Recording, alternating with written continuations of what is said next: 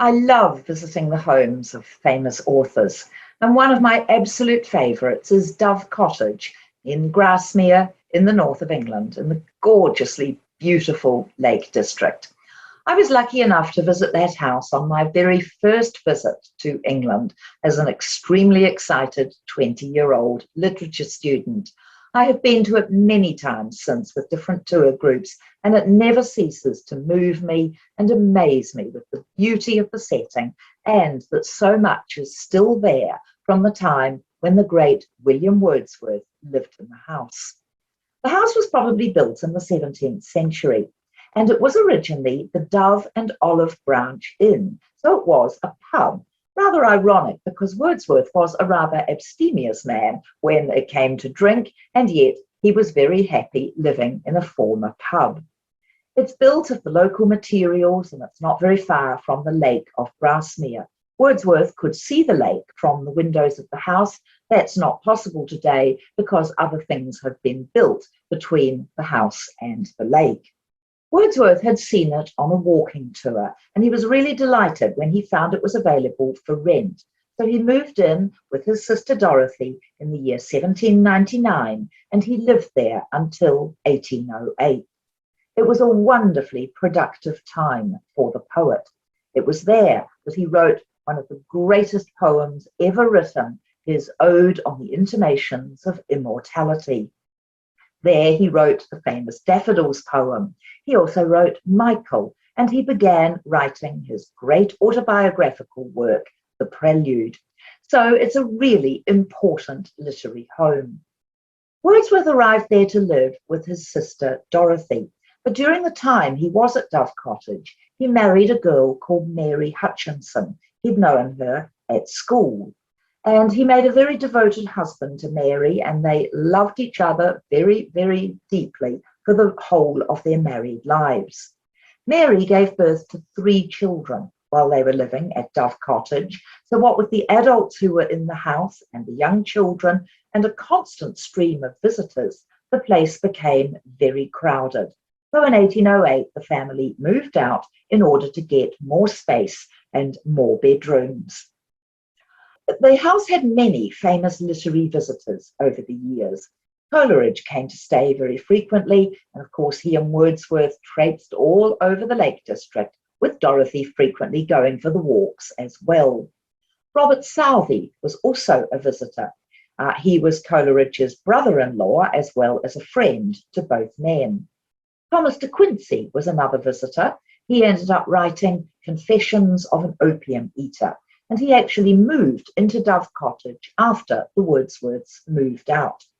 And another interesting visitor was Sir Walter Scott, who crossed the border and came to stay. Sir Walter was not hugely impressed by the food that was being served in Dove Cottage. It seemed to be reheated porridge at virtually every meal. So on one occasion, he nipped out to a local pub in order to get a decent feed. Sir Walter left a souvenir behind him after his visit, a dog named Pepper. And in the front room of Dove Cottage, you can see the portrait of little Pepper on the wall today. During the time that they were there, Dorothy Wordsworth kept her journal. And it's a lovely custom in Dove Cottage that each day the journal is left open on a side table at the very page of that appropriate day of the year. And you can read her words and learn about the activities that went on in the house and see how frequently William Wordsworth used the language of his sister when he was writing his poems. The famous example is with the Daffodils poem. Dorothy wrote about seeing those daffodils beside the lake, beneath the trees, in her journal, and Wordsworth used some of her words in his poem. It's fabulous to look around the rooms of the house. I'm always intrigued by the children's room, which is a cold room at the back of the house. And it was cold then. So the Wordsworths pasted old newspapers onto the walls of the room to try to keep the wind from blowing through cracks and make the room just a fraction warmer. I'm not sure how well that worked, but replicas of old newspapers are still pasted onto the walls today, which is a lovely touch. There are so many things that belong to the Wordsworths in this cottage. I love seeing Wordsworth's little suitcase that he packed when he went off on visits to London, for example. He certainly didn't take a lot with him. It's a very small suitcase indeed. There are some of his clothes there, his pens, all sorts of wonderful items in the museum room within the cottage, which are all displayed very well. There's the furniture that the Wordsworths used, portraits of them on the walls. It is a truly marvellous literary museum. I also enjoy going out into the garden. The Wordsworths grew vegetables. They didn't have a lot of money when they were living at Dove Cottage, and they needed vegetables for their meals. So the garden is still a productive one today. You can also see the little moss hut that Wordsworth created and where he liked to sit and compose. Now, he did most of his composing of poetry outside. He didn't actually like sitting in a chair, picking up a pen and writing poems down on paper. He preferred to go for long walks across the countryside. He'd think nothing of 20 or even 30 miles in one day. And then, with the poem very clear in his own mind, he would come back to the cottage and he would dictate it from memory. And either Dorothy or Mary would sit and write it all down. Dove Cottage is fabulous, with its wonderful centre next door, with an excellent museum about Wordsworth and the Romantic poets. And they always have changing exhibitions, which make it always interesting to go back to. In the year 2020, the Dove Cottage and the museum were planning fabulous celebrations to mark the 250 years since the birth of William Wordsworth. Now, they had all sorts of events and exciting things planned at the museum. I'd have loved to have gone to England for that event, but tragically, COVID got in the way. Nobody was able to go anywhere, and the events were downscaled to just some online things instead of all the fantastic things that had been planned for that very important literary anniversary. So it was a great shame that that happened. After the Wordsworths moved out of Dove Cottage, De Quincey moved in, and then there were other renters of the cottage after that. But it was in 1890 that the Wordsworth Trust decided that this house really needed to be saved for the nation. And so that was done. Dove Cottage was one of the earliest literary museums in Britain, and it has had a constant stream of literary tourists going in and out ever since. If you're a Wordsworth fan, as I am, there are other wonderful places that you can visit on the Wordsworth Trail. I love going to his birthplace at the very charming little town of Cockermouth. There you can see the garden, which was very important to young Wordsworth, who played there with his brothers and his sister. You can go to the very back of the garden and look out over the River Derwent, which Wordsworth writes about in the Prelude. It was a very important river as part of his emotional and imaginary development. The house itself is marvellous, and the guides dress in costume. So they show you around and you really feel that you're going back to the late 18th century and you're experiencing the house as it was in the time of Wordsworth.